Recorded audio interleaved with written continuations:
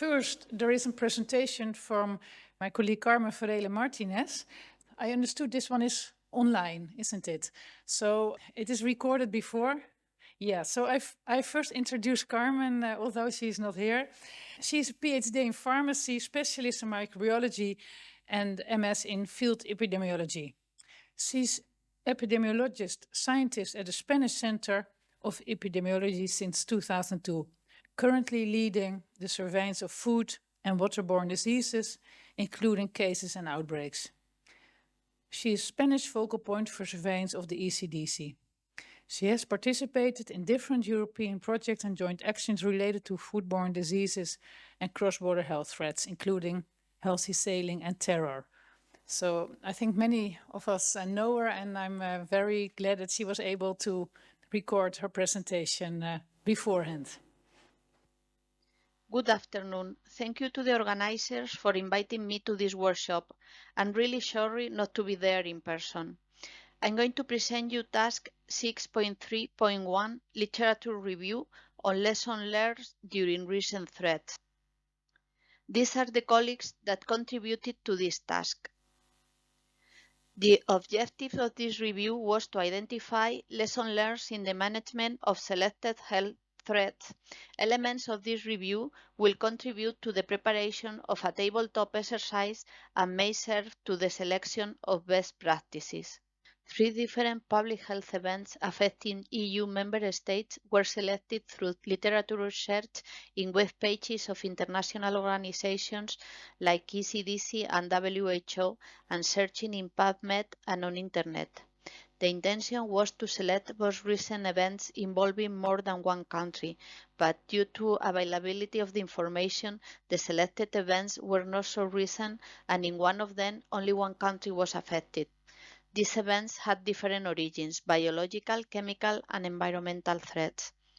From the information, we identified the main stakeholders involved, factors that contributed to the success or failure of the implemented actions, and we extracted some lessons learned. Core public health capacities, according to IHR and the EU decision on serious cross-border threats to health, were taken into account for reviewing. Let's see the event due to a biological threat. The E. coli outbreak in Germany in 2011 was one of the largest outbreaks due to Shiga toxin E. coli STEC reported worldwide.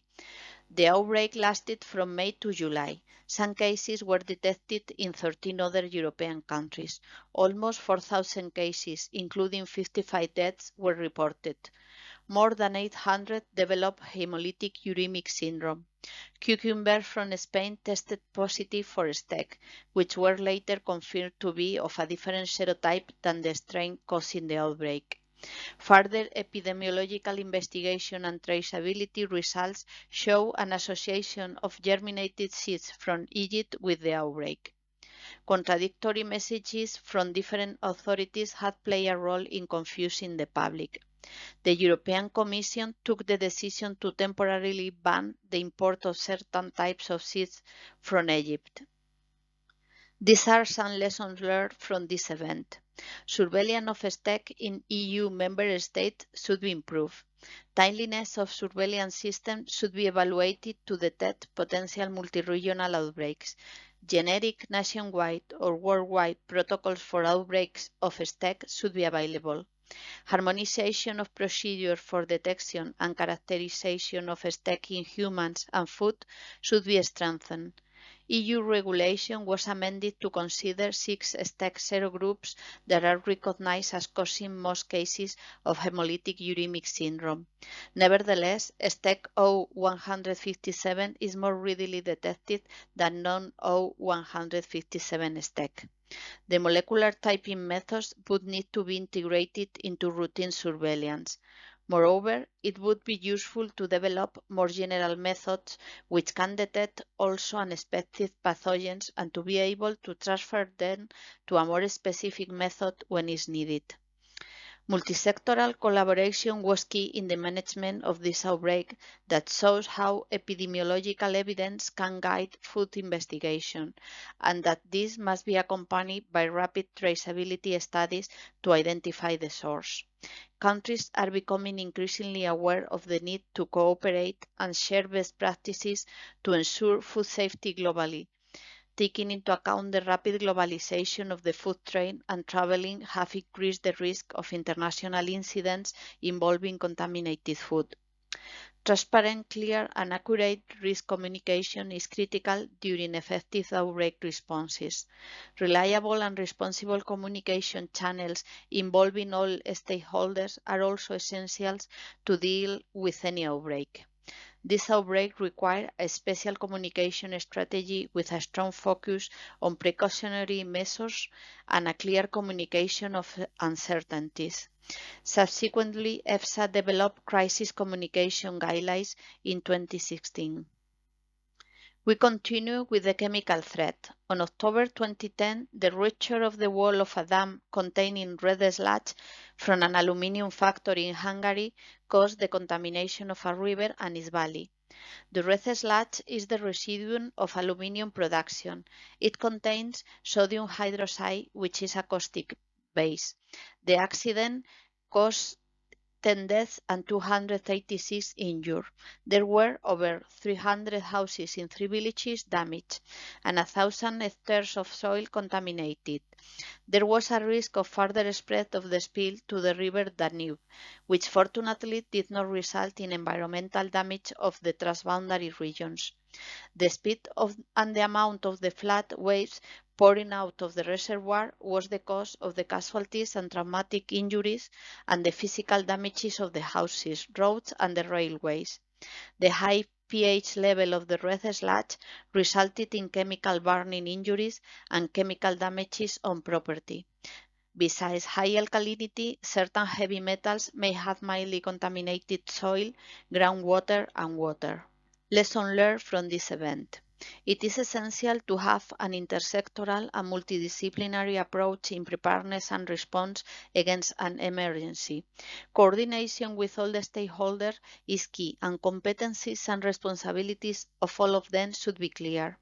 In addition, the use of existing structures for international collaboration and communication, like the Danube River Protection Convention that allow the quick communication to closer countries, and the EU Civil Protection Mechanism is crucial. Concomitantly, multi-agency training should be considered to be undertaken, including the development of simulation exercises. This accident would not have happened in this form and with such a severe impact had the company and all the authorities involved adhered to existing regulations and carried out the tasks derived from the latter in the course of operation, authorizing and monitoring the reservoir. Full implementation, proper application and enforcement of all relevant EU legislation and international conventions are key. Community engagement through awareness raising is recommended. Non-governmental organizations may play an important role in such an event. They should not replace competent authorities, but to be engaged with them. Mental health and psychosocial support should be considered in preparedness and response against emergencies. Risk assessment should be done. In this event, a detailed assessment of the risk posed by the waste was not done. Therefore, it was not classified as a hazardous substance. The stakeholders should maintain and strengthen their capacities. Austerity measures should not hamper public health activities. The environmental event. Floods in Bosnia and Herzegovina, Croatia, and Serbia. In May 2014, large areas in all 3 countries were severely affected by floods triggered by Cyclone Tamara. The floods were the worst in this area since the beginning of record keeping.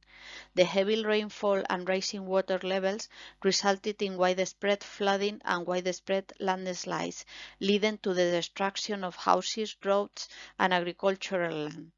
Many health facilities were destroyed. Large-scale cleaning, disinfection, fumigation, and pest control were urgently required. Efforts were highly focused on the prevention and control of communicable diseases, in particular waterborne and vector-borne diseases, as well as on psychosocial support. According to WHO Situation Report, more than 2 million people were affected, more than 22,000 displaced, 60 died, and 42 health facilities were damaged. We learned from this event that plans of flood health action, such as emergency plans and health prevention plans, should ensure water quality, sanitation, hygiene, food safety, health precautions and protective measures, cross-border work, and effective communication. The national plan would require local-level components for the implementation. It should contain detailed instructions and procedures. Adoption, government approval, and integration into existing plans are crucial steps. Gender mainstreaming should be taken into account for preparedness and response. It is necessary to continue delivering essential health services. Mental health and psychosocial support services need to be provided to people affected by the disaster, based on coordinated and common approaches. Vaccination levels should be maintained to standard routine levels. It was necessary to develop a plan for the restoration of health system to pre-flood levels. Multisectoral approach in terms of preventive measures to minimize the health impact should be reinforced. Cooperation between agencies, effective command and decision making should be strengthened. Effective implementation of focal points in all countries would facilitate communication of health issues nationally and internationally. It is necessary to increase sensitivity of the early warning systems to be able to provide alerts that trigger preventive and response measures. Timely decision-making regarding evacuation is crucial in a rapid flood. Evacuation routes should be planned and practiced in advance. Training of the staff for evacuation should be performed regularly. Moreover, disease surveillance and early warning system for communicable diseases in the affected areas need to be strengthened and enhanced. Evaluation of the flood risk in the area to reduce the flood vulnerability has to be done. Since floods could be cross-border health events, further cooperation between the countries is strongly encouraged. A careful look is needed on potential climate change effect, but also human-induced effect on the flood probability and consequences. It is necessary to invest in human capacity for the effective implementation of the emergency response system, public health system, and healthcare system. They should be adequately trained and equipped. Training should include regular simulation exercises. Participation of women in training should be assured. Community engagement should be reinforced with promotion of individual and household preparedness. Finally, I will show you the summary of the lesson learned from the global review. Countries are becoming increasingly aware of the need to cooperate and share best practices for a better preparedness and response. Capacities to perform risk assessment should be strengthened. Capacities both of trained personnel and equipment should be maintained and reinforced. Training is key and simulation exercises to test the plans are crucial. Volunteers, charities and non-governmental organizations play a role in preparedness and response, but should not be a substitute. Surveillance should be strengthened and enhanced both on specific risk and overall system for identifying unexpected risk. Recording, collection, and access to data should be optimized in order to have information on a timely manner and to have all involved institutions working with the same information. Harmonization of procedure for detection and characterization of different threats in humans, food, and the environment should be strengthened. Multisectoral coordination with all the stakeholders is key, and competencies and responsibilities of all of them should be clear. Preparedness and response plan should be available and incorporated at all levels. It is necessary to have action plans with detailed instructions and procedures. Plans for emergencies should take into account the health sector. They should also include mental health and psychosocial aspects. Gender mainstreaming should be incorporated in preparedness and response. To assure a high vaccination coverage is key for preparedness. The use of existing structure for international collaboration and communication is crucial.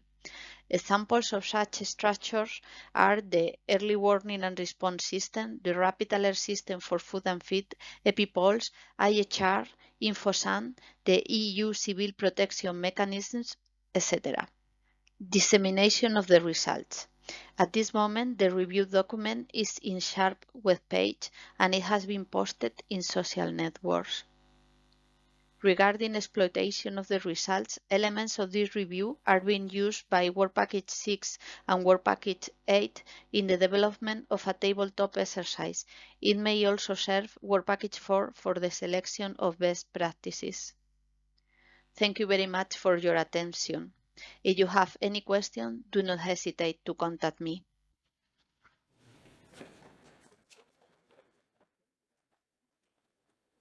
Well, thank you, Carmen, for this clear presentation. But maybe people have some remarks we want to share in this audience. Because I think it is very nice to have, next to infectious diseases, also other hazards addressed, and that she has taken them in her review, like flooding or a chemical accident. Yeah, any thoughts about this? I mean, excellent work again to get those different examples. The flooding environmental example, we are going to be using the same case study at an upcoming workshop of Work Package 8 in May, but to focus on the recovery aspects of disaster, what constitutes good recovery process. So that's still valid and relevant. But I was just wondering in terms of the other examples of the chemical incidents, the biological, etc., the lessons learned are fairly well known. I would like to say that they're not new findings, as it were. But I was wondering whether how can we take on board some of the more recent learnings, especially the COVID-19 one, because that is the most challenging of all the emergencies that we've had in quite a number of years. I'm not discounting the lessons learned from the other examples, but I think the more newer one, more relevant ones from the COVID one, I know the literature may not be very strong on that because many countries are still in the process of completing the lessons learned exercise. Well, I know from Work Package 5 that they will do a mapping of the reviews, after action reviews, and from Work Package 6 we will, well, with another head as WHO Collaborating Center, we will align with them to refresh this mapping experience. We recently published that for mapping until 2019, but that misses the exercises and reviews done on COVID. So that might address your request for more recent experiences. Okay, that's really good to know. When is it likely to be available? Do you know? Well, I think before Sharp ends. So I think Ute, you've been on contact with Sarah Bengston about this as well. So it's, I think, within in the coming half year. I don't know if the outcomes can be, how it can be incorporated. On the other thing, I also think when Sharp ends, we don't stop basically learning. Maybe Ute, I don't know whether there is already thoughts about how to put it in the agenda or the timeline. I know they just starting this additional part of research, so if they would be ready in July, August, that would be fine, but I don't expect very big results. Okay. I mean, it's the what needs to be done in terms of strengthening is fairly well known, but it's the how. How do you do it in the context of a post-pandemic situation is where the big learning is in, I feel, and that's where probably the biggest gap also is in the literature. Yeah, maybe it's also good to align with the WHO because there is a huge IHR review process going on, and I think the the member states also have bring forward what their experiences are, but basically also what they need to be extra arranged within the IHR and the pandemic treaty to bring pandemic preparedness further, not only within the EU, but on global level. So that's maybe that's another source of information I think we should connect to. Yeah. We haven't been talking so much about the climate change. It's of course we have been talking about COVID-19, but because of climate change, these like flooding or these heat waves and everything that is coming more and more often. And also there might be like malaria in south of Europe and things like that. So I think it's good that there is also this kind of topics that you raise this up and that we don't forget these, because those will affect the health system a lot, these huge changes which are coming actually quite soon. Yeah, I would support that because, these may be some older experiences, but I remembered in 2021, during COVID, we had quite extensive flooding. And we had actually, I was involved in the Dutch part of it, not in the flooding itself, of course, but in the response part. And there was still the same, despite we were learning from COVID, we were still focusing on the same issues and who's going to cooperate with whom and how are you going to, what are you going to pick up? And so I think that although these are not the latest examples, they are important because they broaden our view on the fact that there's more that we have to prepare ourselves for than what we've experienced. And that's something that was discussed this morning, that we can be preparing, but while preparing, we're also in a response phase, so everything continues, and you have to keep an open mind to everything. Yeah, maybe it's addressed in the terminology that it was always preparedness and response. Now it's prevention, preparedness and response, and recovery.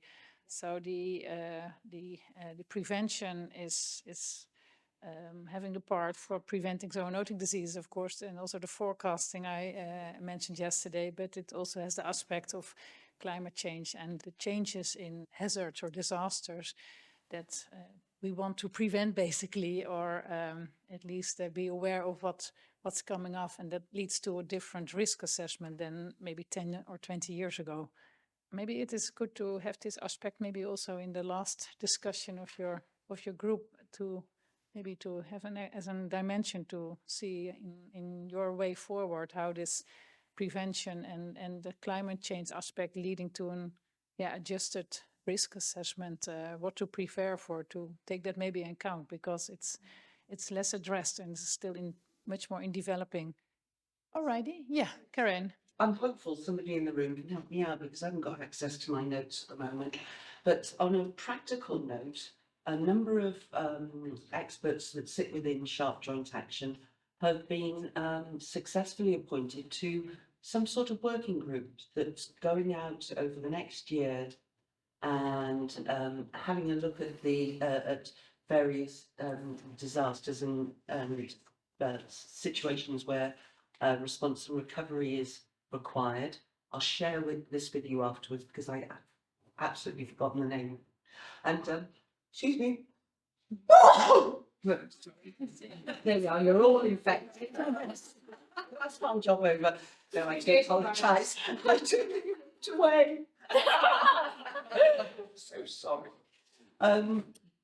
But it's this sort of information that can sort of inform those people who are at the sharp end, who are actually going out and getting involved in these groups and feeding back to our larger stakeholders. So yeah, all of this information is great. And one, because I know some of our colleagues are heading off now in the next half hour, can I ask you all to subscribe to Sharp newsletters via the Sharp Joint Action website. And over the coming months, we've got an extensive, exhausting programme of communications that will keep you all informed and to give you some of the other outputs and insights and reports that are being delivered across the joint action. So please look out for that. And also, even though we all hate it, subscribe to Sharp Joint Action's social media, because that's a quick way to see whether the topic interests you. You can click through for a deeper dive, or no, that's outside my area, and you can ignore it. Thank you. That's all from me.